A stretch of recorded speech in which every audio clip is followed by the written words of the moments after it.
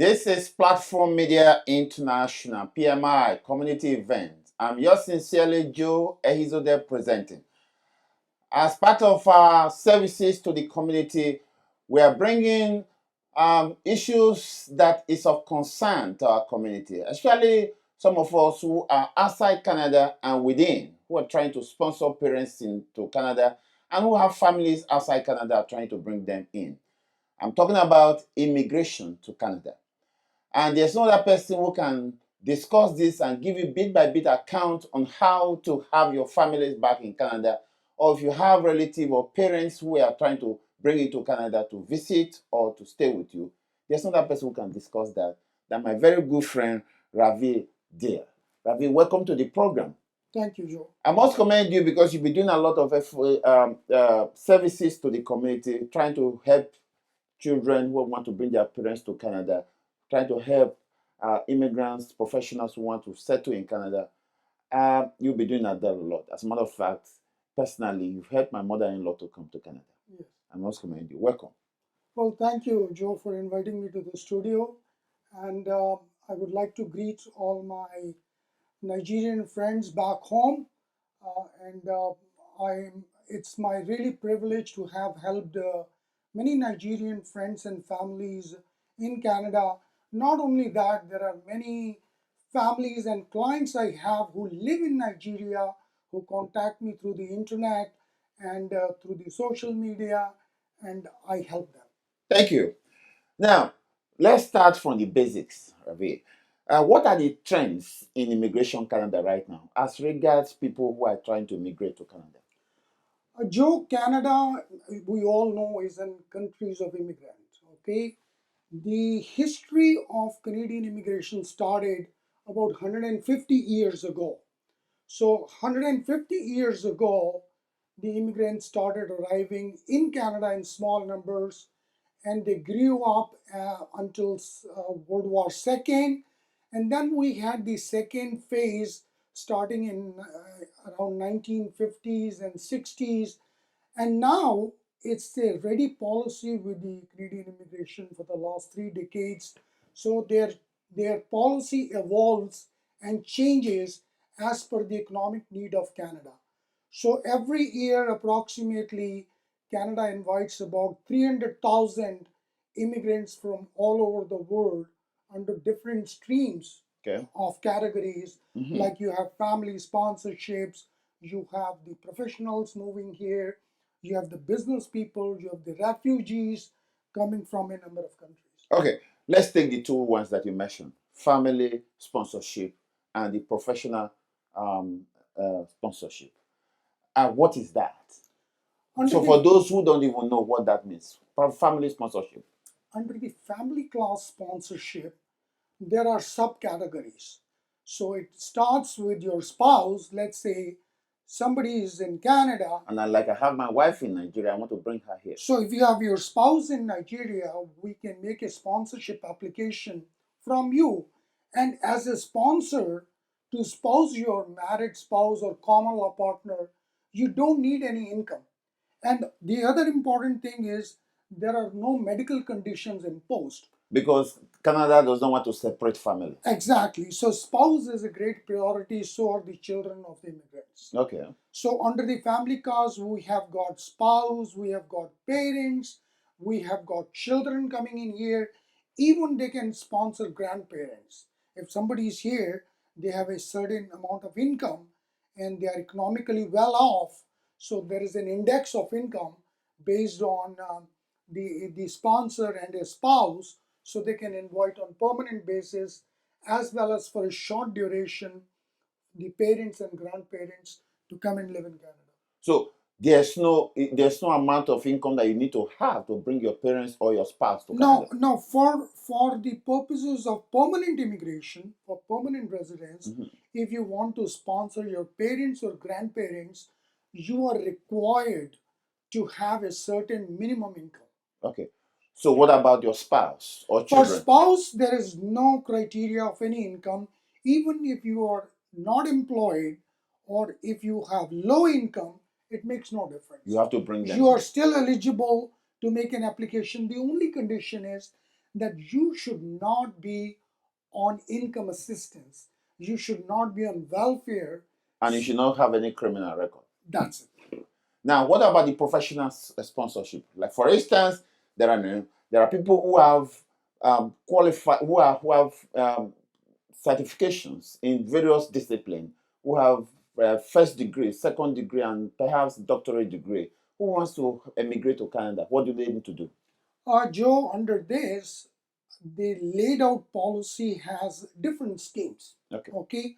One scheme is on the federal level, means that federal level, if any professional comes, if he's approved, he can settle in Toronto or in Vancouver, or he can move to Alberta, or he can move to Saskatchewan. So there are different provinces. If you come under the federal category,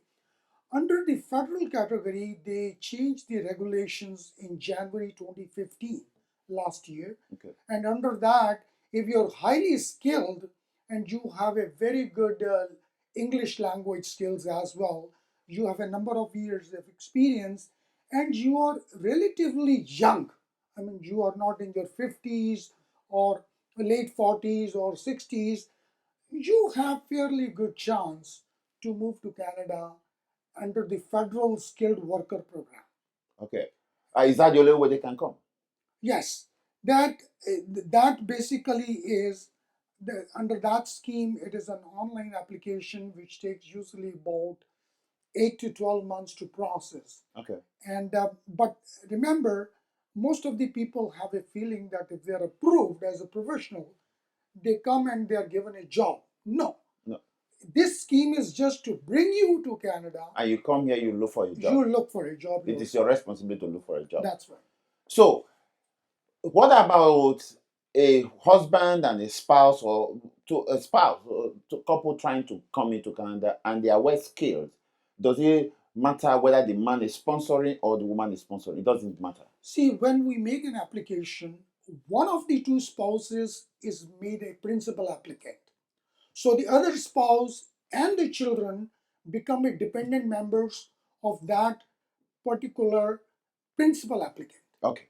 So when we make an application, we see between the two who's more qualified, who is more experienced, who has got better proven English language skills. So these are the factors which we consider and make an assessment before we advise them, well, either of you who has got to be the principal applicant. So is there an advantage for people from Commonwealth countries who have good English? Frankly, Joe, no. Now, under the present scheme, if you're coming from United Kingdom, or you're moving from America, you are coming from Australia or from Africa, any country, or anywhere, the rules are exactly the same in respect of federal skilled workers for their permanent residence application. I mean, the test of English, I thought if you can speak English from a Commonwealth country, you should have an advantage. No advantage. No, which is a good question, Joe. You know, nowadays they have seen there are many immigrants from many countries. They have settled in English speaking country. For instance, there may be many people from Philippines, now a citizen of England, wanting to move to Canada as professionals. Mm-hmm. So the government is not sure, the immigration authority is not sure whether as Philippine citizens living in UK, maybe for many years, how good is your English? So the test of English is universal, irrespective of you're coming from English speaking country or you're coming from a country where English is a second language. How long will this process take, especially for professional immigrants? Usually, if you're approved after the application is made, now it's being expedited about 8 to 10 months. 8 to 10 months. Yeah. So, like some people from Africa, they do have some issues with their papers from their home countries. That has to be taken care of. That is, you know, the important documents which we need for making such applications is basically your credentials, educational credentials, your proven English test, because the only way the immigration department in Canada considers is your IELTS test, International English Language Testing Scheme. So there are few other proved, examinations which you can take, and you have to submit the result in original. Where is this test taken? Back in their home No, country? this system is in every country of the world. Okay. Basically, you have to go and Google ielts.org, and you can search the countries, and you can even book the test online, and you can do it. Okay. Well, okay. Before we go, sir, like, what about what you call what is the province nominee program? What is that? Okay, Joe, the provincial nominee program is basically devised in the last some years, where each province of Canada has been given a quota of certain number of applications they can accept directly under the umbrella of the federal government. So let's say we have a provincial nominee program. It is called as PNP in short. Under provincial nominee program of British Columbia, they have a scheme that if there is some employer who thinks that your skill is very good and he can't find that skill here, the province can select you, based on the employer sponsorship to recommend you to the federal government, to the immigration, and your application is accepted based on your PNP nomination. So it is similarly, Ontario has the same, and Manitoba has, Alberta has, Saskatchewan has. So most of the provinces, they have the Okay. So as a result of that, that's going to be very competitive, It is, but now these days lots of applications are being approved under the provincial nominee program. Oh, okay. Yeah. All right. This is very going to be very interesting because a lot of people have been asking me questions. They want to put in an application. They don't know what to do. As a matter of fact, some of us who are here do not even know the process to do, how to get their parents back to Canada to visit. And again, even their spouse and children who are resident outside Canada, they don't even know what to do. And again, we're going to put, you don't mind if we put your number on the screen so that the people can contact you directly? Sure, anybody is welcome, and I provide free consultation. There is no charge. You can send me an email or call me on my office number or my mobile number, and I'll be glad to answer. Okay, I guess my producer is saying that we're short of time. Perhaps we'll go and put your email address on the screen. So sure, that you can put my card. Yeah, and then so that they can contact you, and then you go from there. Sure. Ravi, I want to thank you for coming to this program. My pleasure, Joe. Please, you want to assure that you'll be a regular face on this program so that to educate our audience who wants to immigrate to Canada, who want to sponsor their parents, who want to sponsor their family to Canada.